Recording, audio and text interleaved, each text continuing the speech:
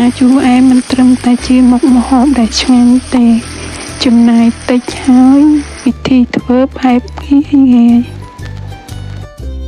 ឥឡូវមករៀនធ្វើជាមួយខ្ញុំទាំងអស់គ្នាត្រីខ្ញុំភ្លឺយកតែសាច់រួចហើយហាន់ជាដុំតូចល្មម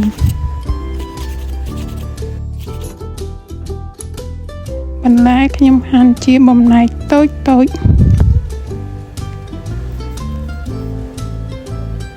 បន្ទាប់មកលាយម្សៅបំពងបន្តិចរួចហើយកូរវាឲ្យសព្វបន្ទាប់មកចាក់ត្រីចូលបន្ទាប់ពីដាក់ត្រីចូលថែមម្សៅស៊ុបបន្តិច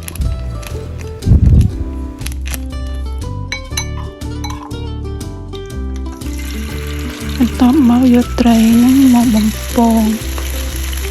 ពងឲ្យឡើងក្រៀមល្អហើយលាងស្រង់វាទុកមួយដៃសិន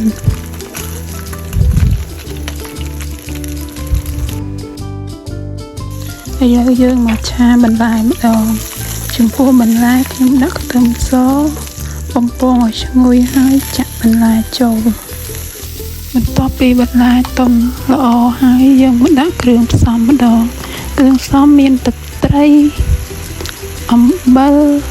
ស្ករសប៊ីចេង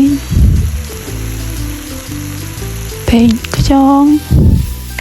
ភ្លក់មើលថារសជាតិប្រៃផ្អែមល្មមហើយ